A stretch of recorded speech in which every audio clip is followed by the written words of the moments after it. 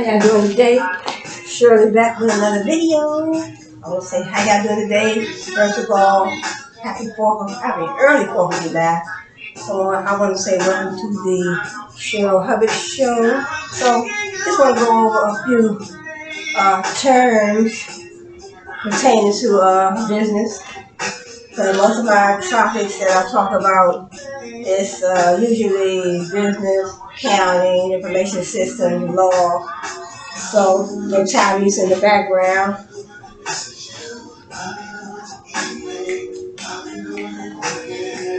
Alright, so my name is Cheryllee from the Everything Cheryllee brand. I want to say welcome. Glad to see you, glad to be here, glad you join me.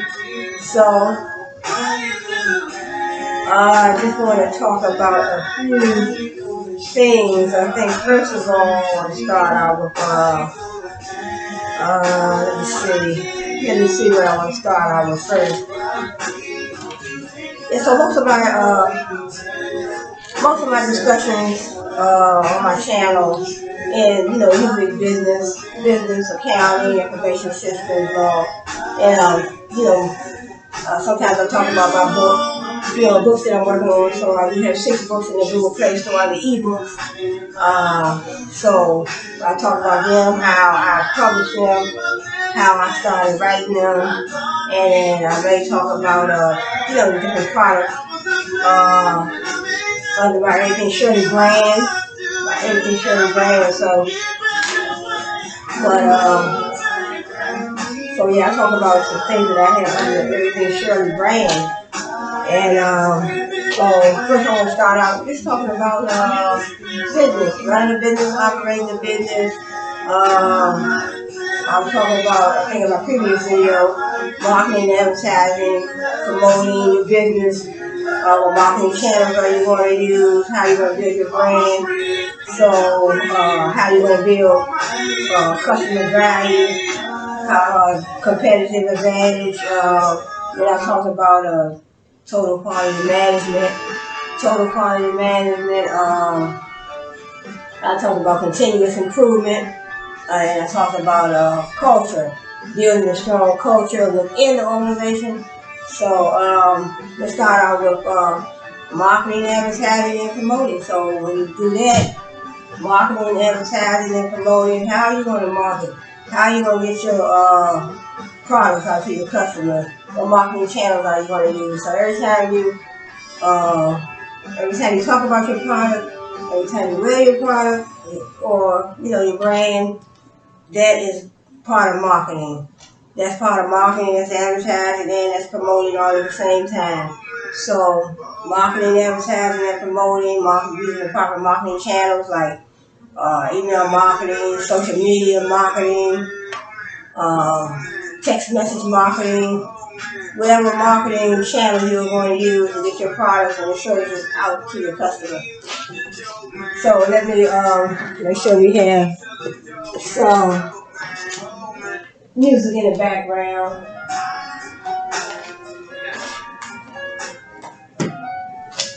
So let's have some good music in the background. Okay, so building a brand, building a strong brand, building a strong quality product. So you have to know the things that you need to do within your company, to build that strong brand. So you want to build a strong quality product that the customer wants. The customer wants and the customer needs. So, and also, how do you create customer value? At times, you may want to lower your prices. You might want to lower your prices, so that way the customer can feel that you have their needs and their wants. You put their needs and their wants first. Lower your prices, having your products and services at a convenient location, so the customer has to have a way to purchase a product. So you might have an online presence, you might have some pickup locations, whatever you have to do in your business to bring that value to the customer. So then I have another term here, core values. the belief systems that underlie attitude and behavior. Core values go deeper than behavior or attitudes and determine at a basic level people's choices and desires over the long term. So those core values that the customer looks for, I guess within the product and their values that they have within themselves. If you say for instance you're selling some computers and you want the customer to get you want to provide a valuable product. You selling a computer and say for instance it's $1,200 or $1,000 and you're selling it for that price, but it's really when they get it home they realize that it's not worth no more than $200 or $300. So that is no value to the customer. That's almost like you got over on the customer. That's not offering a valuable product to the customer. And then one company that I read about in my book, IKEA. IKEA was founded in 1943 by 17-year-old Swede. I guess that's his name. 17-year-old Swede in Ingvar Kamprad. I guess that's his name. The company which initially sold pins, Christmas cards, and seeds from a shed or Hampers family farm. So he started out at 17 years old selling IKEA products on his farm. And eventually it grew into a retail titan in-home with Intel furnishing. Into a retail titan in home furnishing and a global cultural phenomenon. So basically, he started out, a young man, 17 years old, started IKEA in his home.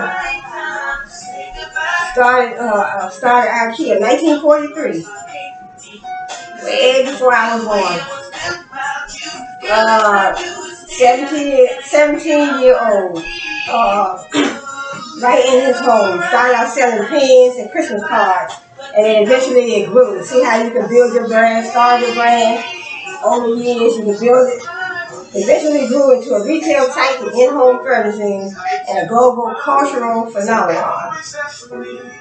Cultural means probably all different cultures, people from all different races and cultures and all walks of life was purchasing from IKEA. IKEA inspires remarkable levels of devotion from its customers who visit in numbers that average 1.1 million per day.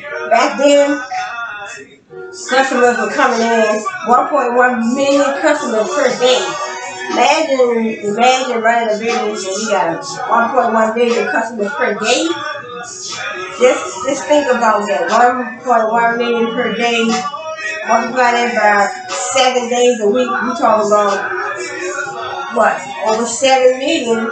Way over 7 million customers per week. So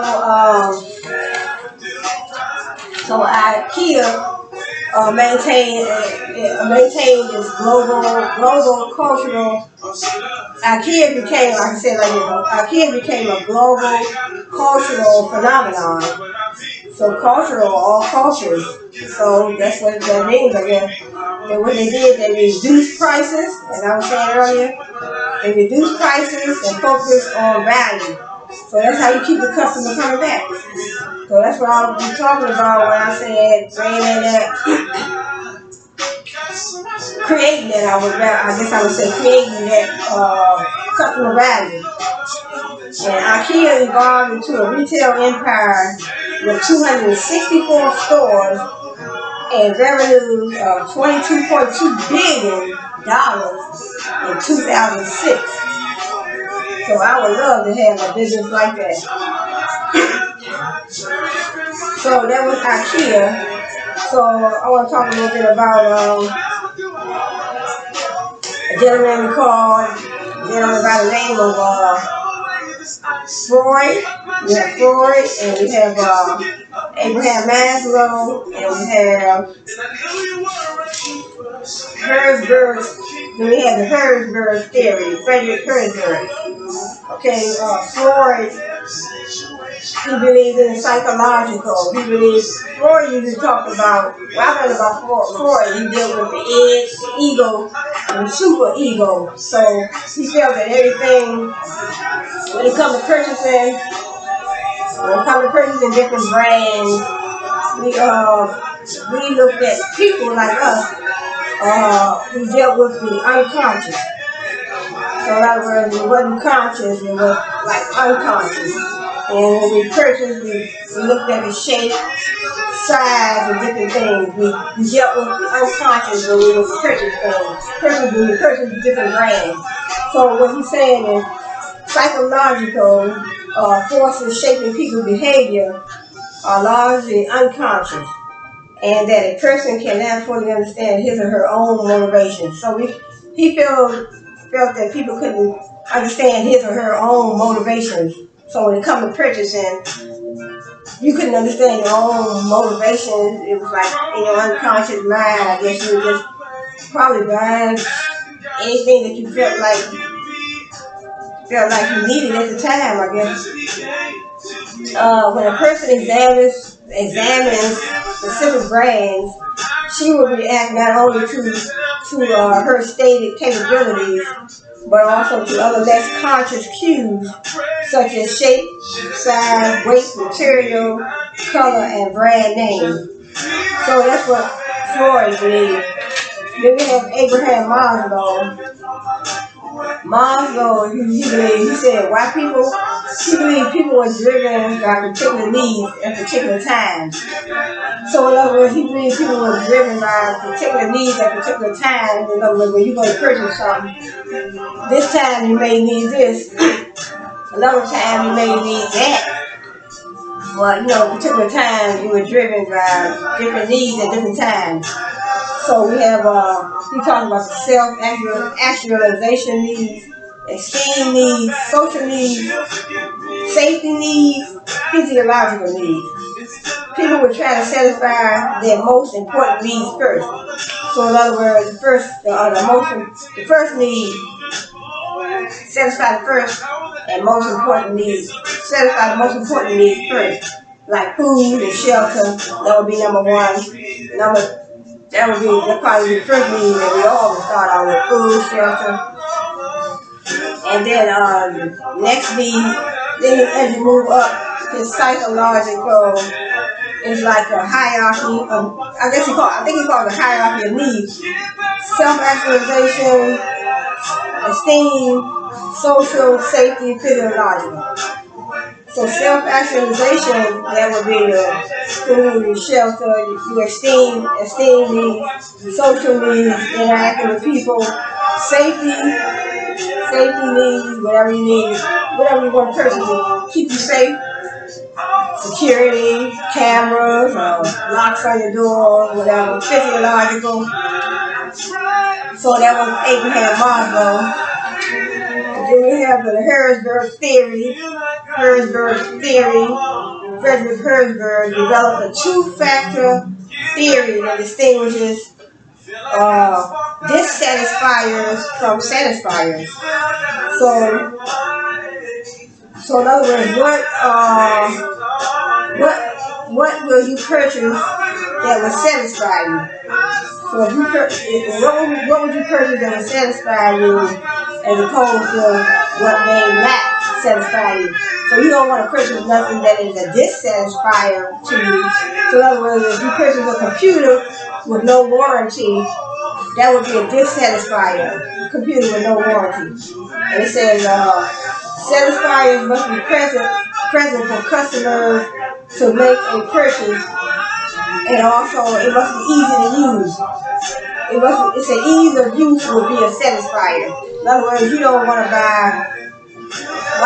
a computer and you don't know how, a certain brand, not a certain, well, it could be a certain brand or a certain computer with a whole lot of functions. You might not be that technology, you might not be as savvy when it comes to technology. So if it's not easy to use, why spend your money on it? So that's what he's saying. So that's what, according to the theory, Herzberg theory. Motivators are purchased in a market and then supply them. So what are the motivators? What motivates you to purchase that particular product? So in other words, like I said, a computer. If you have a warranty or you about to purchase a computer with a warranty, then that may be what you're looking for. You're looking for a computer with a warranty. Whatever product you purchase, you may be looking for that warranty. Just like if you buy a car, and you're about, say for instance, you're about to purchase a car and it doesn't have any type of warranty, but they want you to put a certain down payment on this particular vehicle. You might say, to me, that's a dissatisfier. I want to go somewhere to a car dealership where I can receive a warranty for my purchase. I don't want to purchase a car and in 30 days something go down and I won't be able to have no recourse to bring this car back. So that's according to the Herzberg theory. So I think that was it. One other term I had in the book, perception. Perception, we select, organize, and interpret information inputs to create a meaningful picture of the world. So perception, how you perceive. So that's similar to, that can be like in your brand. You create your brand, your personal brand, your product brand, your business brand. So perception, how do you want, that's part of your brand, how do you want people to perceive you and your brand? So if you were creating your brand, your own business, your brand, you create your products or your services, say for instance you're cutting hair, permanent hair, how do you want people to perceive you and your business? You don't want to be a person that, you have clients that's cutting, customers' hair and they don't, have no type of regard or how they make the customer look or how they cut the person's hair. So you got people in there that's cutting hair and they're putting bald spots in people's head and not cutting right and you don't have no good customer service. Just everything about your business and the brand, your brand. It's not positive, it's not ethical, it's not morally sound. So you want to build a brand that people can respect, people can trust. I don't want to go nowhere to nobody's business. Say for instance, I'm going to a hair salon, I'm going to get my hair done. And I get in there, the customer service is bad. That's all part of your brand. Your colors, your logos, your labels, how you treat your customers, how you treat your employees. All that is a part of building a strong, quality, trustworthy brand. How do you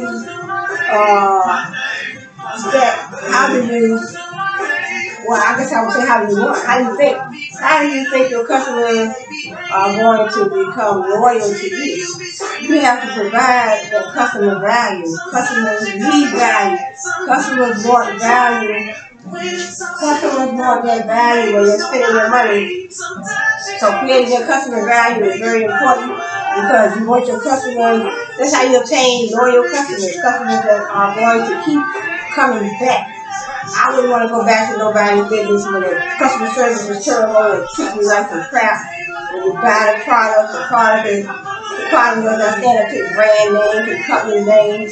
Nobody wants to spend money like that. So building quality product, trustworthy product, building a strong brand, hiring the right employees. And then you can't beat your employees down and make them work under improper, working conditions, hostile environment, and expect them to be able to perform when the customers arrive. If the employees are not treated fairly, paid low wages, working under a hostile environment, by the time the customers come in, their attitudes are going to trickle down on the customer. gonna trickle down right on the customer, and they're gonna treat the customer bad, and then that's gonna make you lose customers. That is not creating value. That is not creating value in your business. That is not creating value for your customer. So that is that. So let me see. Then I have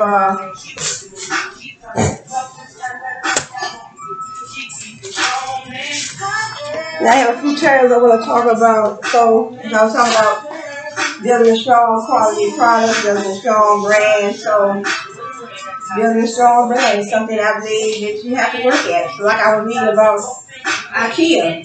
The gentleman started IKEA when he was 17 years old, right on his farm. Started out selling cards.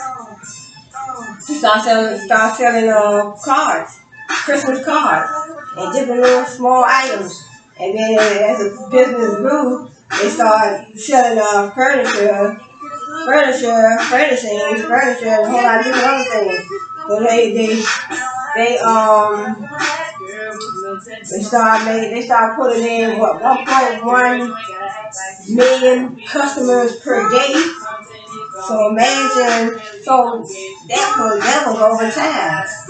So imagine you running a company and you started when you were 17, and then you start bringing in, as your company grew, 1.1 million customers per day. So now, 9 times out of 10, he didn't do that by himself. So it's like you have a team. 9 times out of 10, he had a team, and they built a strong, quality, trustworthy, loyal brand. They ended up having loyal customers because when the products that they were offering satisfied the customers' wants and needs. And over time, they created loyal customers that just kept coming back.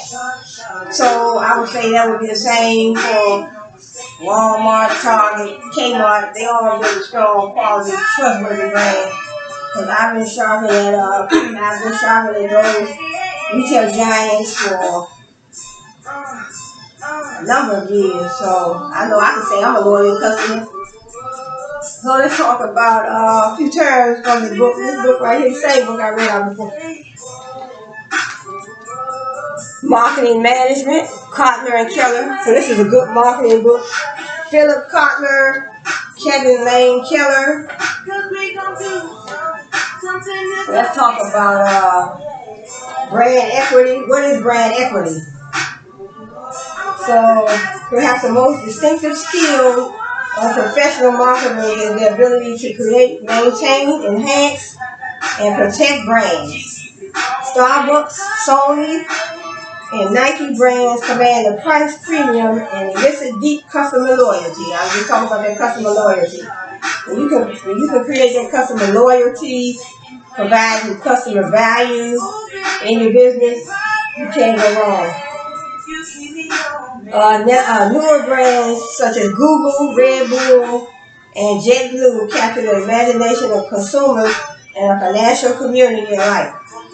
Okay, the American Marketing Association defines brand as a name, term, sign, symbol, or design, or a combination of them. So your name, the term, sign, the symbol, or design, or a combination of them, intended to identify the goods or services of one seller or group of sellers and to differentiate them from those of competitors. Like you have, you had McDonald's, you had a big M. That's the trademark, McDonald's. You see the name, McDonald's, you see the big M, that's the trademark. Wendy's had a big W. Then they had the name Wendy's, so that would be their brand. That's their brand name. Trademark, that's their brand name. Trade name, brand name. So branding has been around for centuries as a means to distinguish the goods of one producer from those of another. So you have your McDonald's, you have your W for your Wendy's, big old W for Wendy's, and then you have McDonald's, the big M.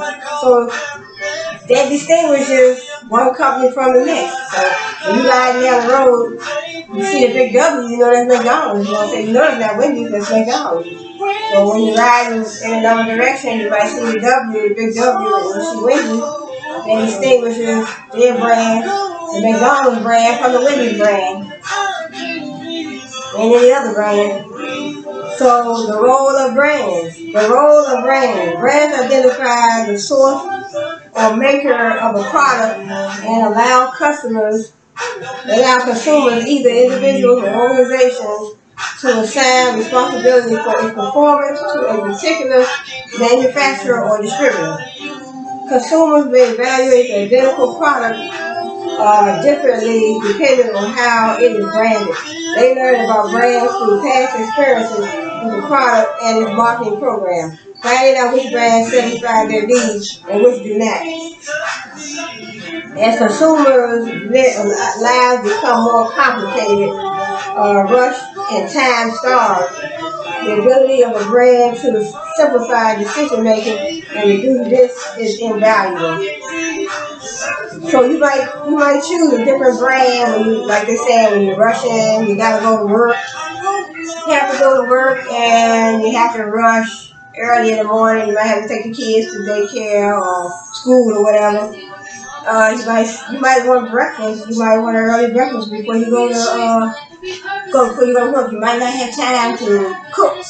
So you might have time to just say, I want to rush the kids to the daycare, and I want to run to McDonald's. I want to go to McDonald's. I want to get a breakfast over there, or I want to go to Wendy's and get my breakfast over there. So these companies are making it convenient. What they've been doing, they make it convenient for you, for the customers. So they try to give us what we want and need. They offer breakfast at a certain time, like McDonald's. I think their breakfast start at, I don't know if they start at 8, but I think they finish breakfast like 10:30 or something like that. So breakfast may be from 8 to 8:30 to 10:30. So they make it convenient where you can dip in and dip out, get your breakfast, go on to work. And since you might not have time to cook your breakfast at home, you might have to, take your husband to work, take your wife to work, take your kids to school, dip in McDonald's, get your breakfast, and then go on to work yourself. So they're making it convenient for the customer. So that's all. That is all attributed to creating customer value. So it says that the role of brands. They learn about brands through most experiences with the product and its marketing program. Finding out which brands satisfy their needs and which do not. As consumers' lives become more complicated, rush and time starved, the ability of a brand to simplify decision making and reduce risk is invaluable. Brands also perform valuable functions for firms. First, they simplify product handling or tracing. Brands help to organize inventory and accounting records. A brand also offers the firm legal protection for unique features and aspects of the product. The brand name can be protected through registered trademarks. The brand name can be protected. The brand name can be protected through registered trademarks. Manufacturing processes can be protected through patents, and packaging can be protected through copyrights and proprietary designs. These intellectual property rights ensure that the firm can safely invest in the brand and reap the benefits of a valuable asset. But right, they don't want nobody else to be able to. Nobody else will be able to use the McDonald's logo and try to market and benefit off of their logo and their brand. So in Wendy's and Kmart and Target, they don't want nobody else, reaping the benefits off of their brand, their logo, their labels, their brand, their company. So it's the same as me and you. If you are creating a brand, so I'm working on my brand. Everything Cheryllee brand, but I just didn't start it. So I have that, and I also have some items that I'll be marketing. It's just a regular tablet. Regular tablet. So it's everything Cheryllee brand. But when I market these, I might not have my pictures on them. I might take the pictures off. But there's some other things that I do have some sweat tops and t-shirts with everything Cheryllee brand on. So I'm just we also have my children's book writing business. So that's all those are under everything Cheryllee brand. So my books are in the Google Play Store under ebooks. So check them out. Ebooks by Cheryl Hubbard in the Google Play Store. My name is spelled with a C, not an S. So let's see what other channel we have. Let me see if I can get some better music than this. Let me see if I can find. Let me see what else I can find.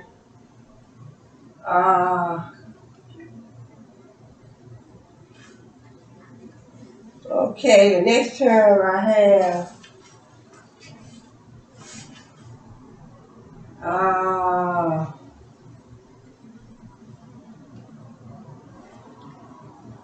Video chatting, remote learning, and gaming all at the same time. Home is where your life happens. Okay, the next term I have scope of branding. Plus, when you upgrade to our fastest speeds, get your next year of Amazon. Scope of branding. How do you brand a product?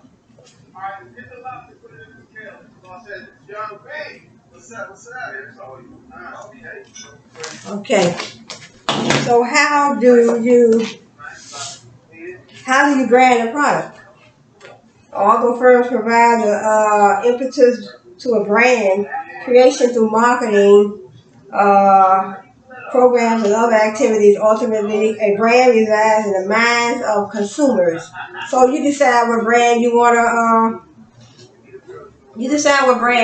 to purchase from. Say, for instance, when it comes to buying tennis shoes, you think about the Adidas brand, the Nike brand, the Jordan brand. So you have to decide what brand of tennis shoes you want to buy.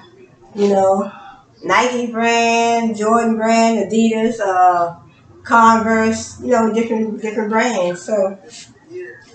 So you have to decide what brand. I mean, I guess you know what you want, so you know what brand, what company. Very basically, the brand is the company. So the business. So it says, ultimately, a brand resides in the minds of consumers. Whatever is in your mind. What perception do you have about the Nike brand? Have you purchased from the Nike brand before? Have you purchased from the Adidas brand? What is your perception? What is your feeling about that brand? Do you like it? What is the quality of the product that they offer? If you purchased from them before, what do you like the quality? Will you go back again? Are you going to become a loyal customer? That is the question. Ultimately, a brand resides in the minds of consumers. It is a perceptual entity rooted in reality, but reflecting the perceptions and idiosyncrasies, idiosyncrasies.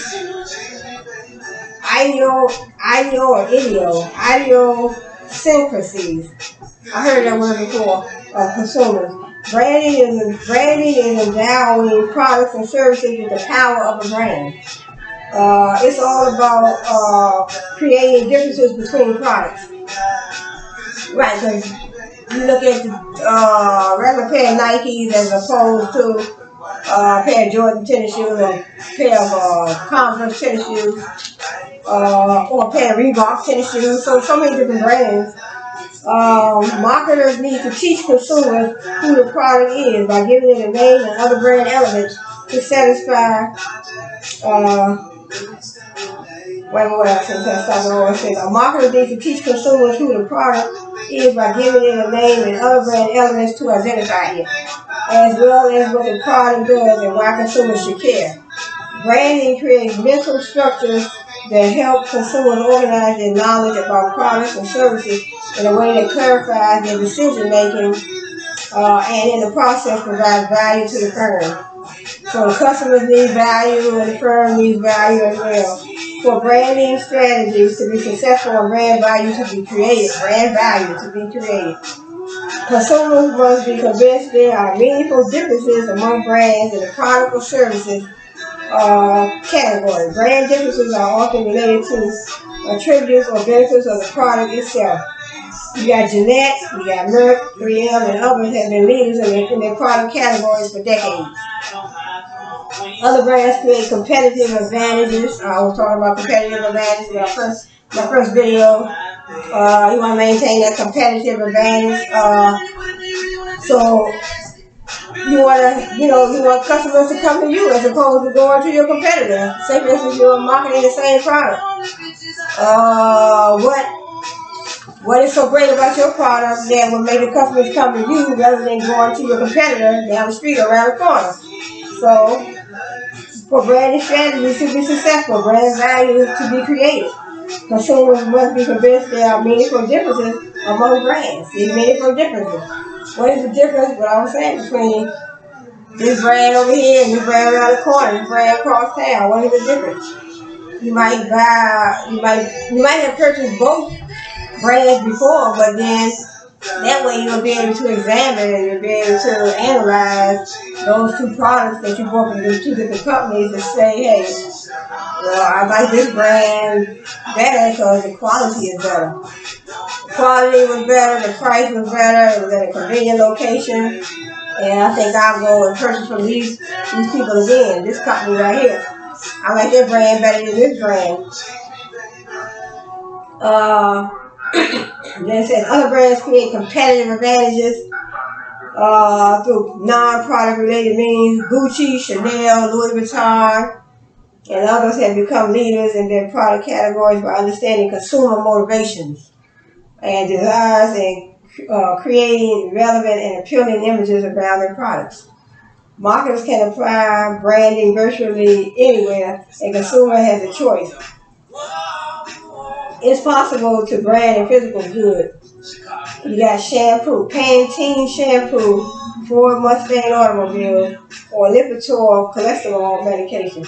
A service like Singapore Airlines, Bank of America, Blue Cross Blue Shield, medical insurance, a store, Nordstrom, department store, Foot Locker, specialty store, or Safeway. Then you have a person called Tony Hawk, Jay-Z, or Andre Agassi, a place, the city of Sydney, state of Texas, or country of Spain, an organization, UNICEF, American Automobile Association, or U2, or an idea, free trade, or freedom of speech. So they just give you an example of different brands. Defining brand equity. Brand equity is the added value endowed on products and services. It may be reflected in the way consumers think, feel, and act with respect.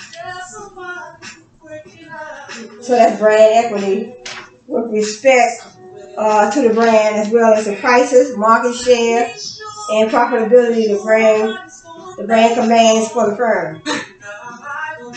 Marketers and researchers use various perspectives to study brand equity.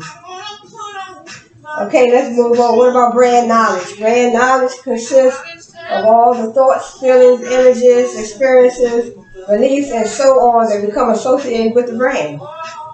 In particular, brands must create strong, favorable, and unique brand associations with customers, as have Volvo, Hallmark, and Harley Davidson.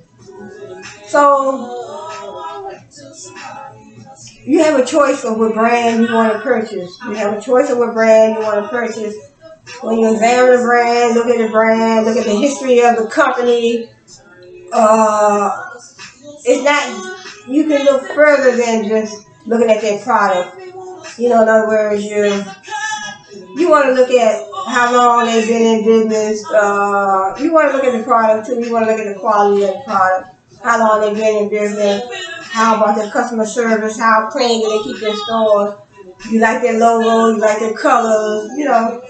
It's your choice of what brand you want to, what company you want to purchase. So in the beginning, I was talking about Freud and Herzberg and Abraham Maslow. So they were talking about, Freud was talking about the unconscious mind when it comes to purchasing. And then you have Abraham Maslow, where he's talking about how people purchase according to their needs. You have the self-actualization needs, you have the social needs, safety needs, esteem needs.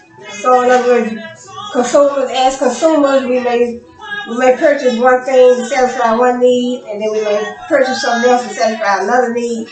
So we start out with the most basic needs, food, shelter, water, food, shelter, clothes. So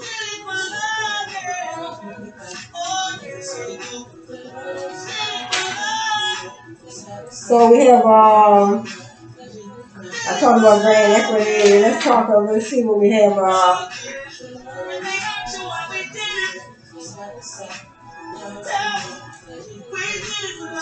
We have building brand equity. Marketers build brand equity by creating the right brand knowledge structures with the right consumers.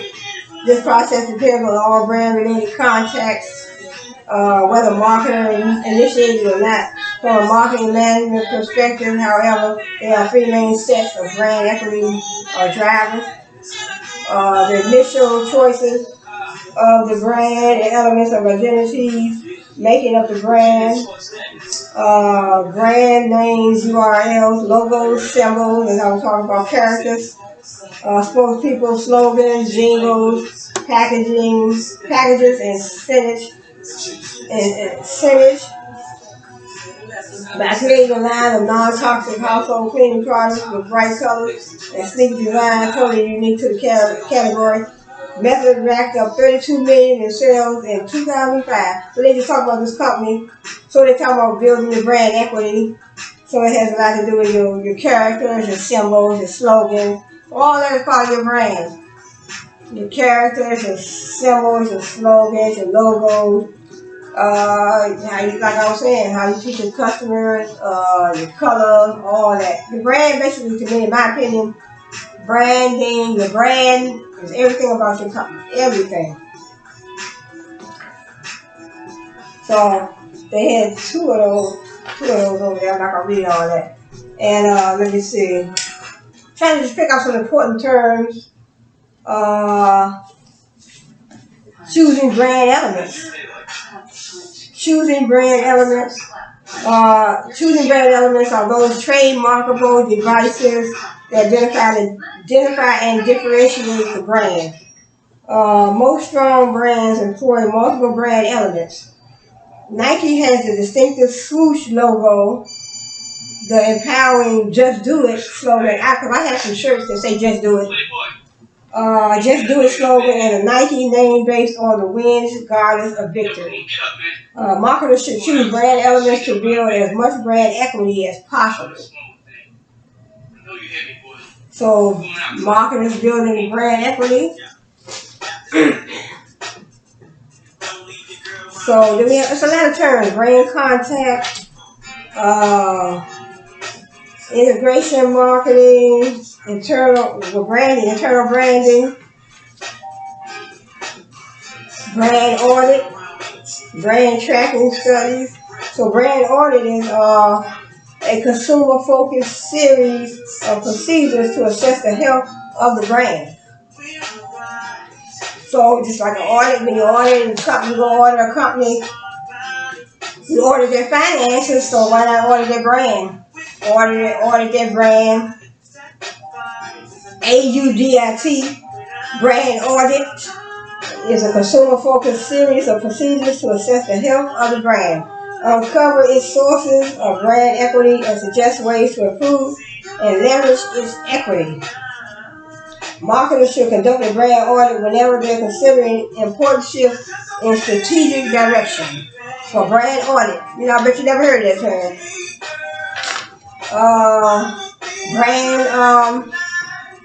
Then we have brand reinforcement.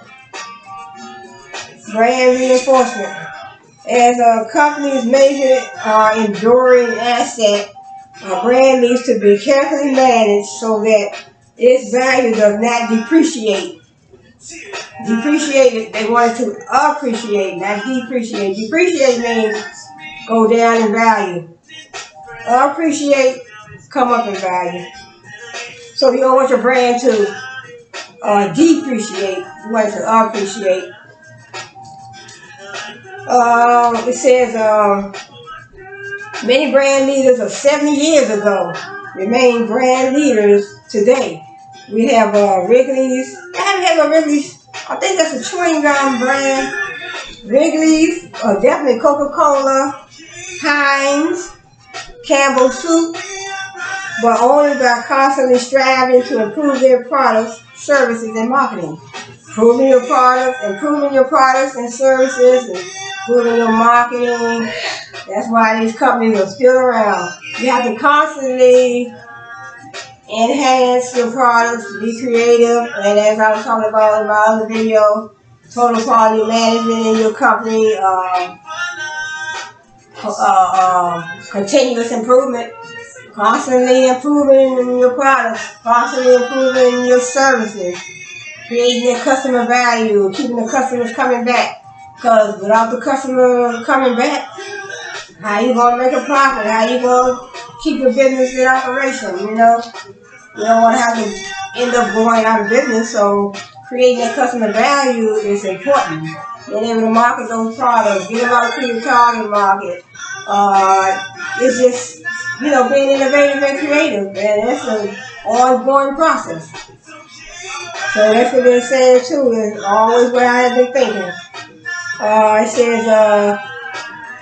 It says all these companies have been around for 70 years. Imagine a company you started 70 years ago and it's still around. Heinz, Campbell Soup, Coca-Cola, Wrigley's, because they have choice. I think they deal with choice. I don't know what else they sell though, but Wrigley's. But it says all these companies have been around because they've been striving to improve their products. They improve their products, their services, and their marketing. So 9 times out of 10, they probably have to continuously improve. They probably had to enforce, implement total quality management. And so there you have it. So then we have so many different terms: brand revitalization, changes in consumer tastes and preferences, the emergence of new competitors or new technology, trends in the market, or any new development in the marketing environment can affect the fortunes of a brand. In virtually every product category, once prominent and admired brands such as Smith Corona, Zenith, and TWA have fallen on hard times or even disappeared. And some companies end up out of business because their marketing strategies, business strategies was not, up to par. So as I read over here, products and services striving to improve. You got to constantly strive to improve your products and your services. You can't keep a product. Say for instance you're selling whatever you're selling, and it's not what the customer wants. Say for instance you're selling outdated jeans, or you're selling outdated T-shirts, or you're selling whatever you're selling in your business, but it's not what the customer wants and needs. So in other words, that's what they said in here, products striving to improve. In other words, you got to improve your products. You're selling the same products year after year, and it's boring, and no customers are coming in, because you have to change your products. You have to be innovative, be creative, constantly changing your products and your services and your marketing strategy. Change your strategy. Reach out to other target markets, go global, going international,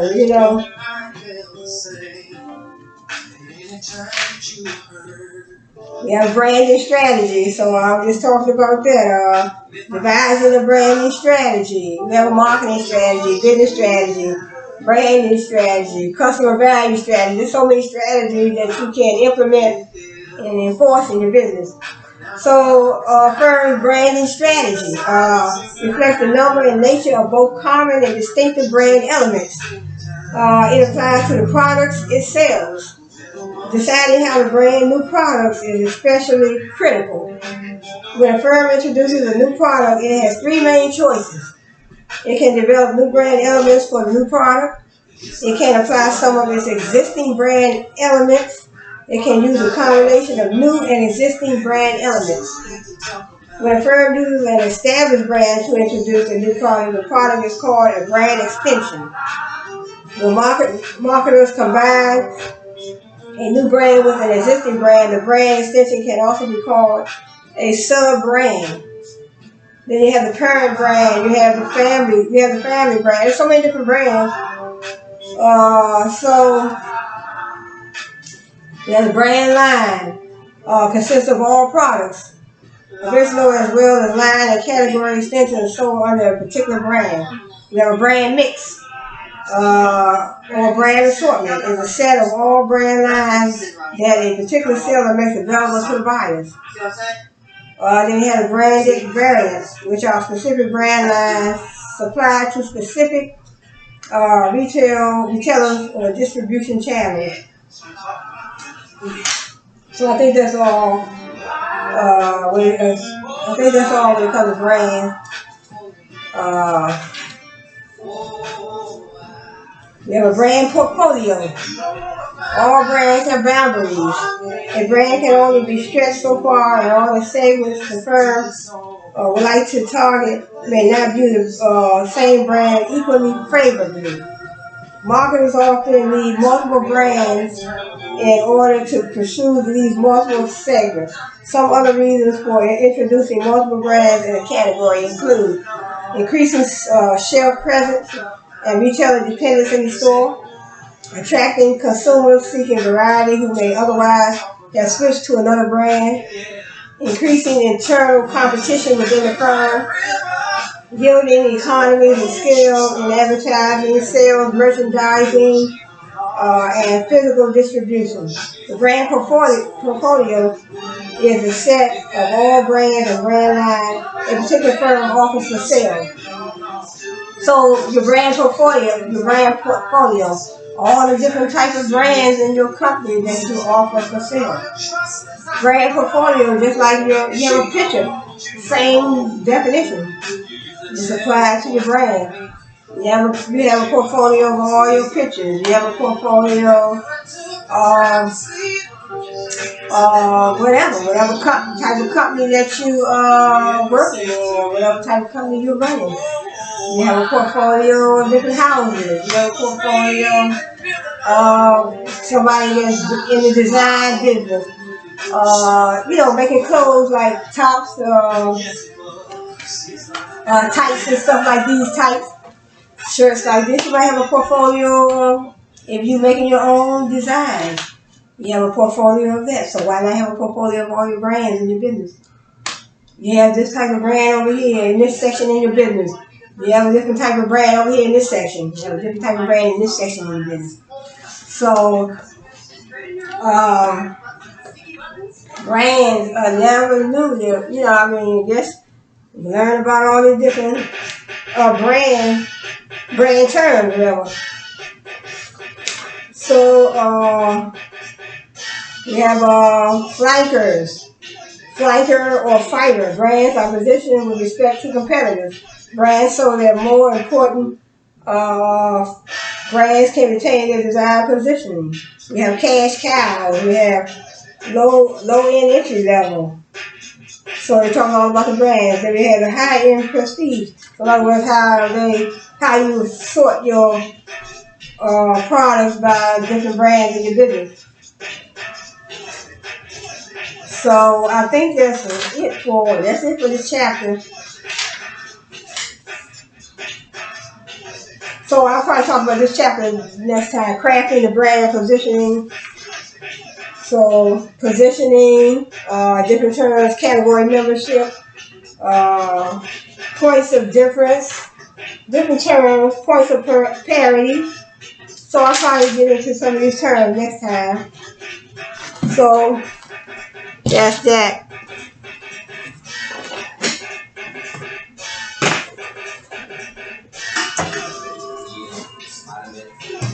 So let's talk a little bit about in other words, those were just some terms that I was talking about. So that was some terms that I was talking about. So some of the terms that I was talking about, branding, different branding terms. So in other words, you start your business, you pick your logo. First of all, you pick your business name. Then you want to get your logo. You can, logos you can get. I got my logo from Cheryllee Brands. We have Cheryllee Brands, we have Brand Crowd, we have Fiverr, we have Canva. So we have Canva, and so those different places where you can get your, you go online and get your brand, your logo from them, and that's how you start out creating your brand. You have your business name, you get your logo. You might want to get a trade. You might want to get your business name trademark. So you want to get your inventory line together. Your inventory that you're going to have, your website. So it's all about in the beginning doing your research, doing your research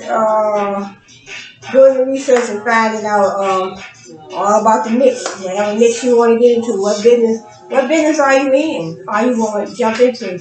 So do your research first. You don't want to just jump into a business without knowing about that niche. The niche is the area, basically, my definition of the niche would be the area of business that you want to get into. In other words, if I want to get into the cosmetic industry, but I want to narrow it down, I want to sell products for hair growth, help you grow your hair. So I narrow it down to, my niche would be hair growth. So I do create a hair growth product for men, women, and children, and I do a body butter. So those items I'll just be making those on demand. When somebody wants something, I'll be creating those because I don't have a website yet. So, but I'm working on all that. So I'm working on creating a nice website where I can put all my products on. So I'm in the process of building everything Cheryllee brand. So it takes time sometimes to build your brand, build your customer base, creating customer value. That way you can keep the customers coming back, creating a competitive advantage. So you want to create a product. So I was told where I really know, I believe that it's true, but I was told that you should know your product like the back of your hand. So in other words, know your product like the back of your hand. When customers ask you questions about your product, you want to know, so they want to know, when you create your product, when you're making shampoo or different products like conditioner, shampoo, like me, hair growth products, you do want to put your ingredients. That's the law, that you have to put your ingredients online. And you have to put your ingredients on your labels. So I have all my ingredients on my labels of all my products.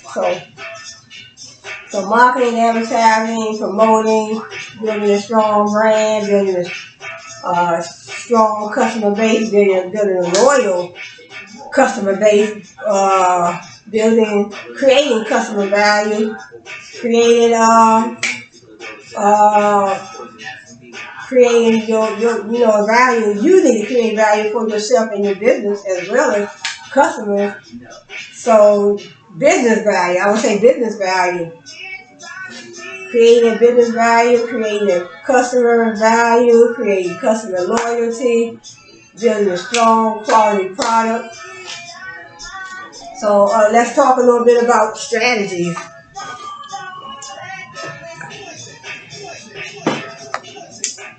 So that was building a strong quality product. So that was building a strong quality product, building a brand, building a strong brand, building a brand that customers can trust, and also branding when I think about branding, I think about perception as well. Like I was reading in my marketing book, how do you want customers to perceive you and your brand? So if you're starting a brand, you want your customers to perceive you as loyal, trustworthy, honest. You want your customers to perceive you as a person that they can trust. You want people to be able to trust your business. You don't want to be in business and you're offering products that you don't even know nothing about, and really products that you don't know nothing about. You haven't done any research. You just offering products and that you don't know nothing about. You don't know the safety of these products. So like I said, like I was told when I was leaving anyway, know your products like the back of your hand. Somebody asks you a question about your product that you're selling in your business and you don't know nothing about it. That's not going to be too favorable to the customer. So you want a strategy for everything. You want a strategy, a business strategy, a marketing strategy, consumer strategy.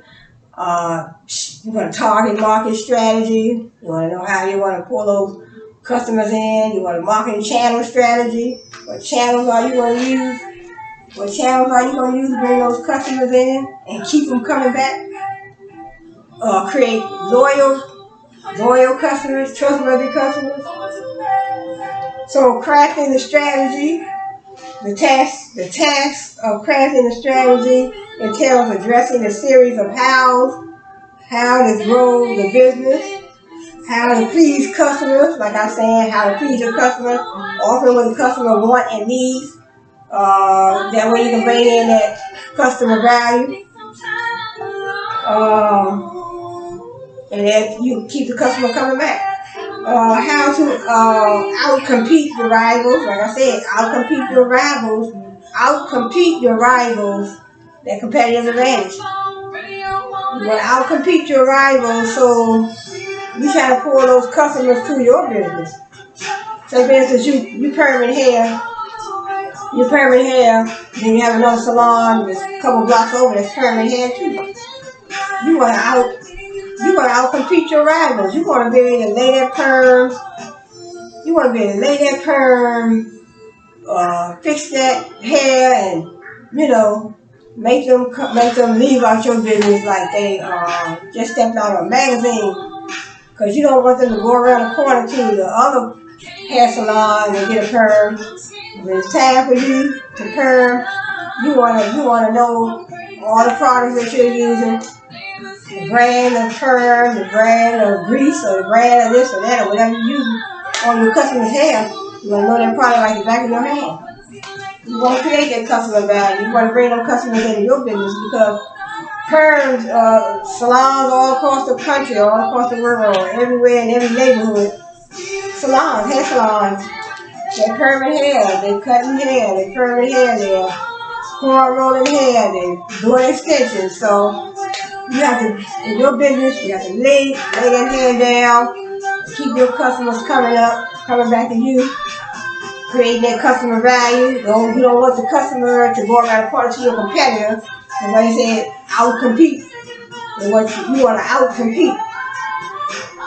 It says you want to, you want to outcompete. Let me see where I found that at. It says, how to please customers, how to outcompete the rivals. Yep. You want to outcompete the rivals. And how to respond to changing market conditions. How to manage each functional piece of the business. How to manage each functional piece of the business. How to develop needed competencies and capabilities. How to achieve strategic and financial objectives. It says the faster a company's business environment is changing, the more critical the need for its managers to be good entrepreneurs in diagnosing the direction and force of the changes underway and in responding with timely adjustments and strategy. So sometimes managers have to adjust their strategy because customers' needs are changing all the time. So you have to be up to date on your customers' needs. in order to keep up with your competitive rivals, your competitors, your rivals. You have to outcompete your rivals at all times. Do your research. Find out what are the trends in the market. What are the new technology trends? What are the trends if you're running a hair salon? What are the trends in doing hair? What are the trends in different devices, equipment that you can use in your business that the next business may not have? So it's a lot of things to think about. You want to outcompete your competitors at all times. And that takes research. Strategy making involves managers at all organizational levels. Managers get things done through people. Managers have to be the one that allot the assignments to each employee.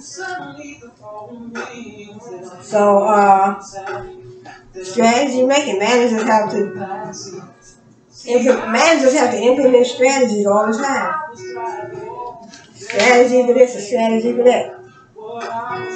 They got corporate strategy consists of initiatives to diversify into different industries. Strategies to diversify, instead of doing things one way, you diversify and you do it in different ways. You know, you get strategy for that.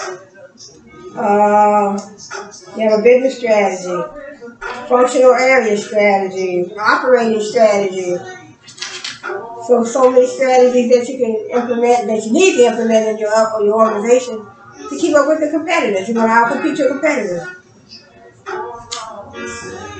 Implementing and executing strategy. Managing the implementation and execution of strategies is an operations-oriented, make things happen activity aimed at performing core business activities in a strategy supportive manner. Then you want to evaluate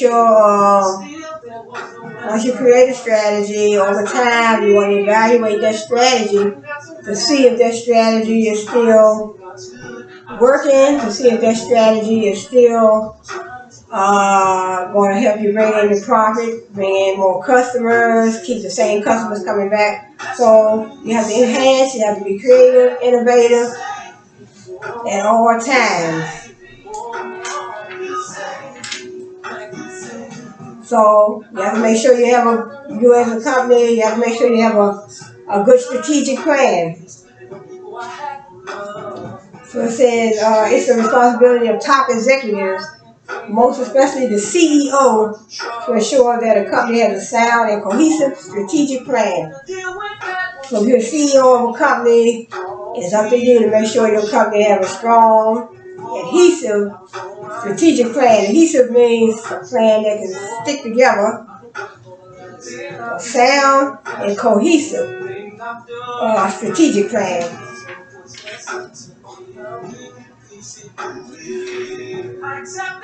So it's a good book right here. This book is called Crafting and Executing Strategy. So one of my college books.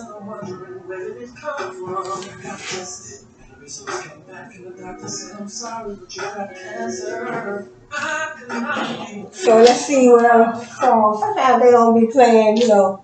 I like good songs, you know. That song's alright, but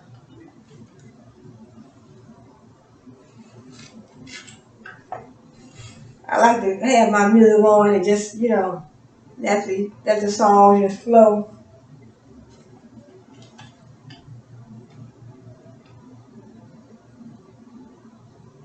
Bare Naked. Soft baked granola clusters are handpicked by our very own Bare Naked granola bear. I like my songs to flow. I like nice songs.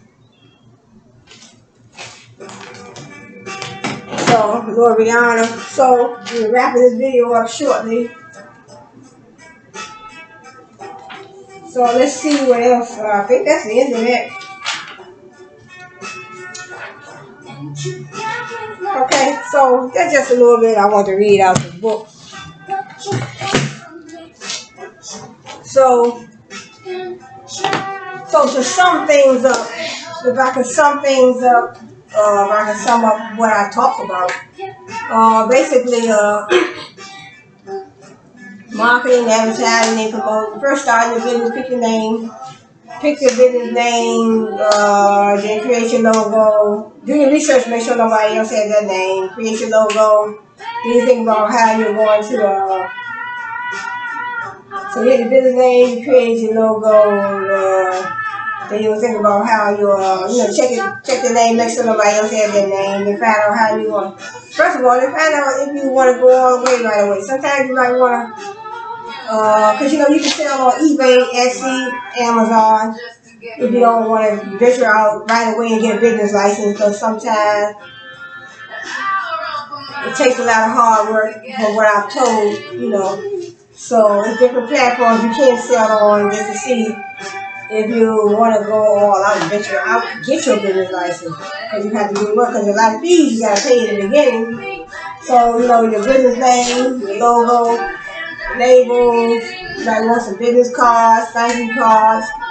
Once you get all that, you got to think about inventory, you think about the money to pay, you have to pay to get your business license. Then you have to pay, you have to get a registered agent, that's $250. $250 every year for a registered agent. I know in DC you have to have a registered agent, and that's $250 every year. Then you have to renew your business every other year.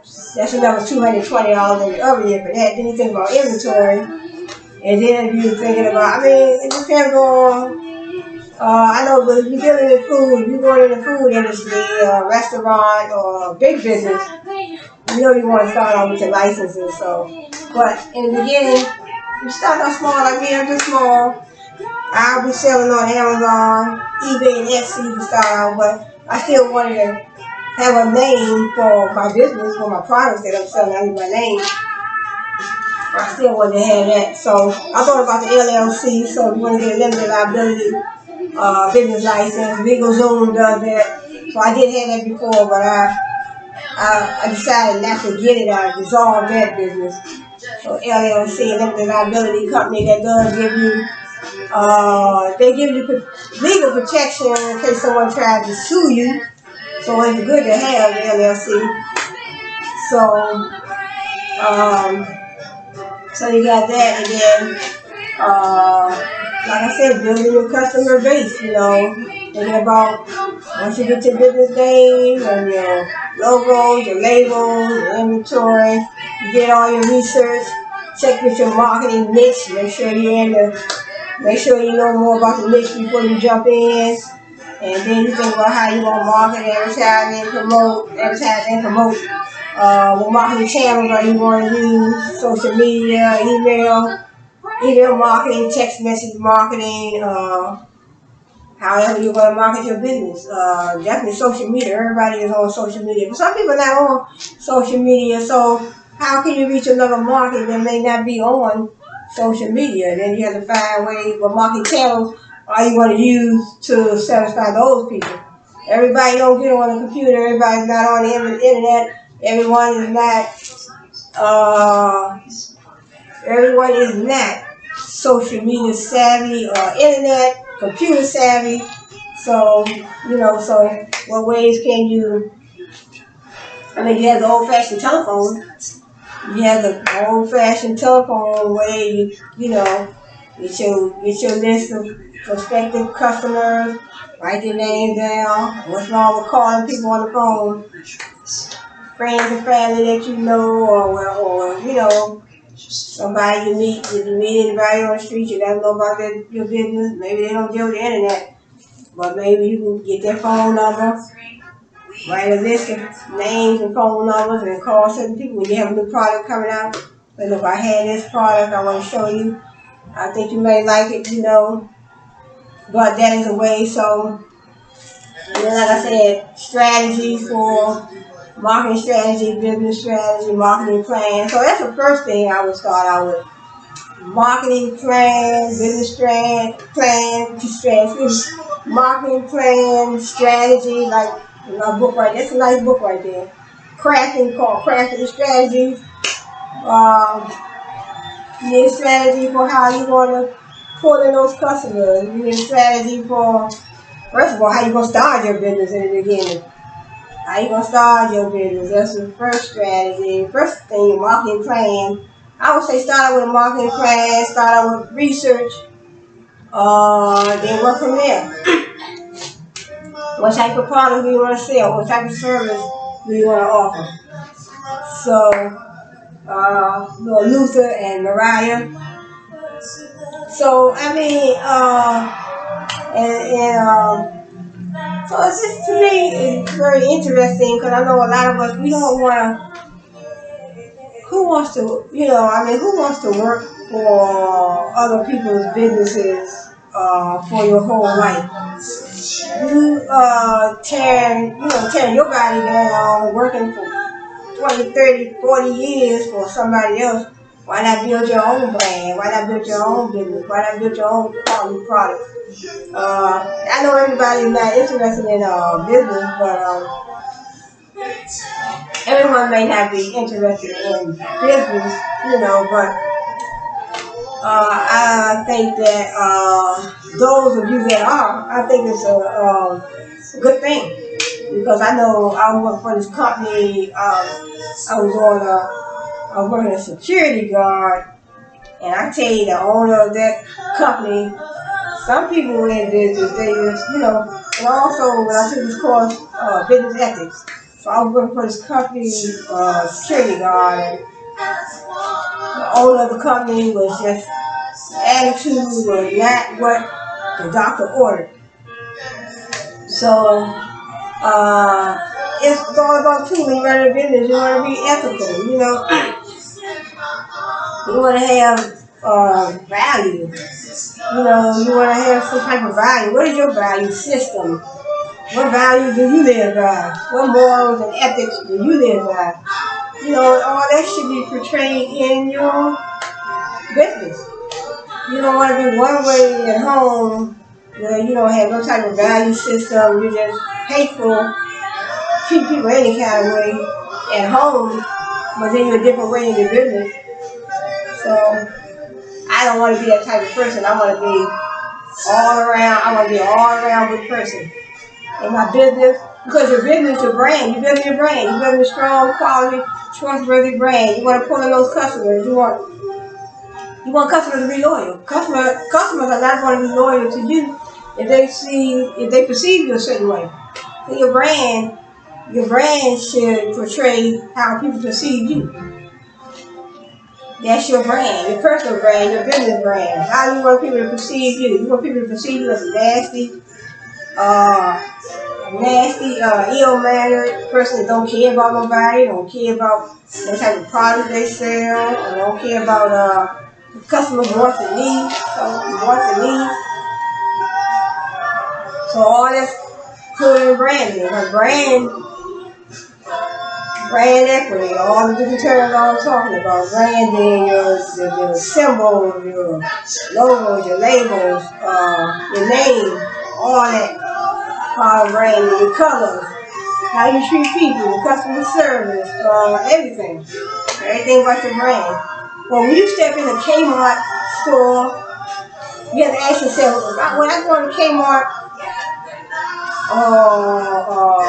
Target, Kmart, Walmart, how do I perceive their brand? When I step in Walmart, what I think about Walmart is that I love their brand. When I step in Walmart, it's just the excitement, just in the doors, just going in Walmart. I'm just so excited. So when they said that they were going to build 8 new Walmart stores in DC, the excitement behind it. See how you can be excited about a brand? Because you know the history of the brand. You know how long they've been around. You know how they treat their customers. You know the quality of their product. It's already in our minds. So when they said they're going to build a store, 8 Walmart stores in DC, that was already in my mind. I had the image already in my mind because I had already been shopping at Walmart stores over the years, and I already knew about the quality of the products. I already knew. You already know about the brand.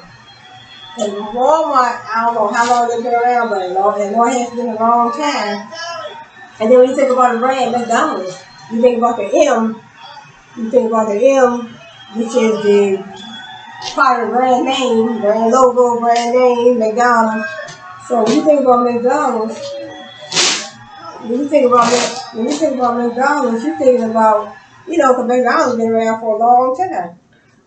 So you know the quality of the products that they sell. The hamburgers, the um, fish sandwiches, hamburgers, French fries. You know the quality of McDonald's. McDonald's has built strong, quality, trustworthy, uh, strong, quality, trustworthy brand. Their food always tastes good. So, and it's been, what, 40, 50 years, maybe longer than that. So when we think about brand, we think about, like I said, everything about the company, the brand. When you walk into McDonald's, every time I walk in McDonald's, I will never see no dirty tables or none of that. When I come in there, there's somebody cleaning off the tables or somebody mopping the floors. The bathrooms are always clean. And so that's all part of the brand. Clean floors, clean tables, clean bathrooms, quality hamburgers, French fries, cheeseburgers, and they're constantly offering deals for us. Like we have 2 cheeseburger meals. It's steady, like I just read in the book, steady making changes to their products and their services.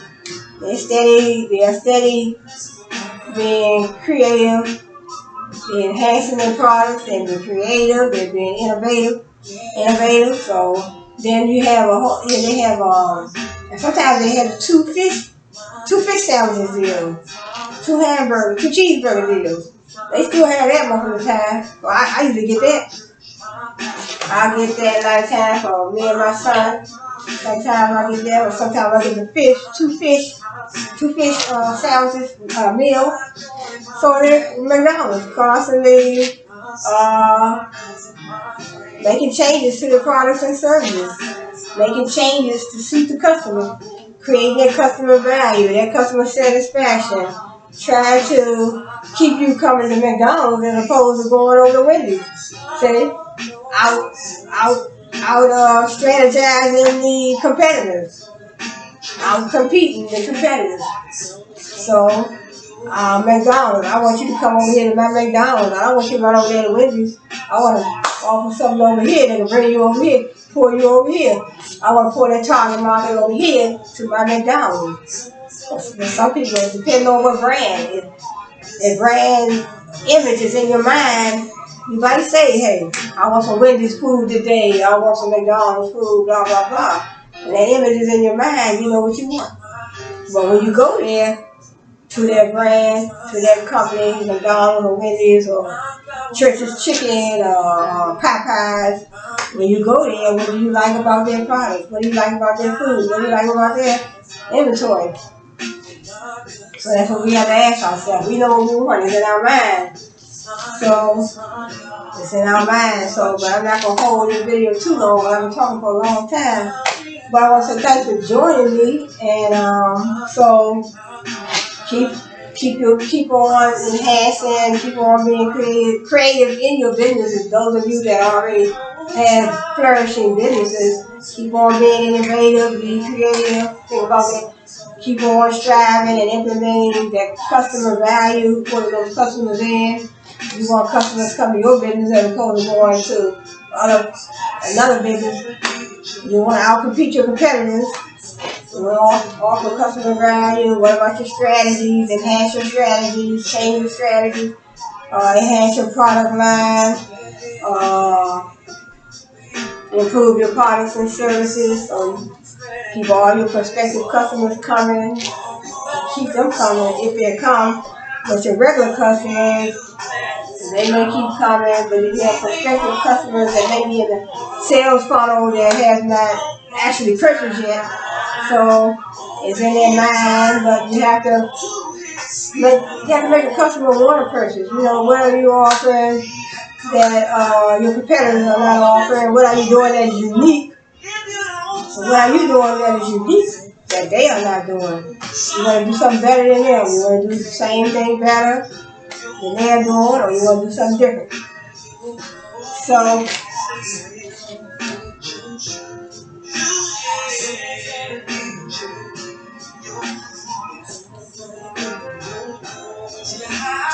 Kelly in the background.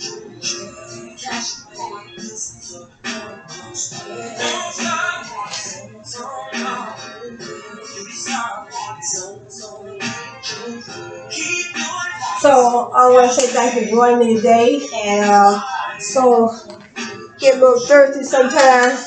We do a lot of talking, get a little thirsty.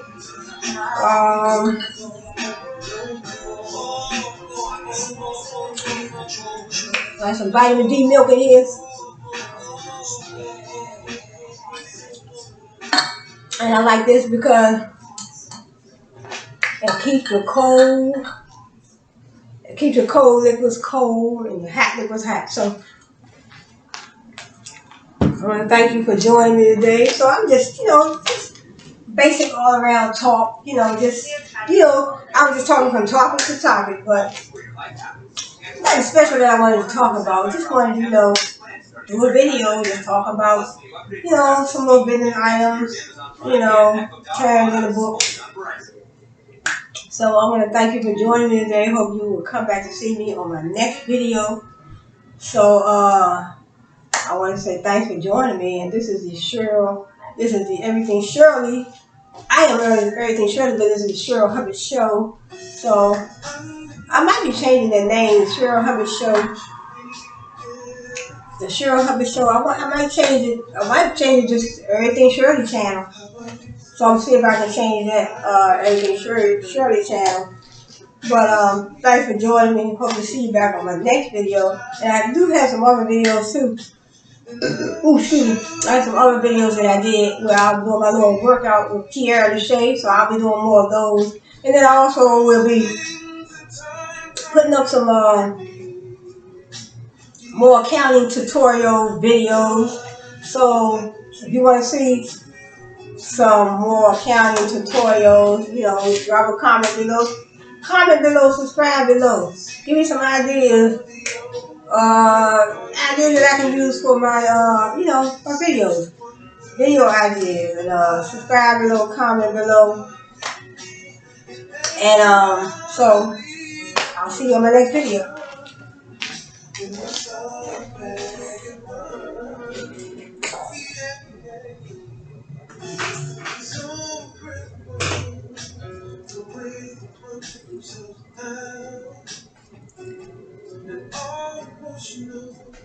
Don't you know what's all about me?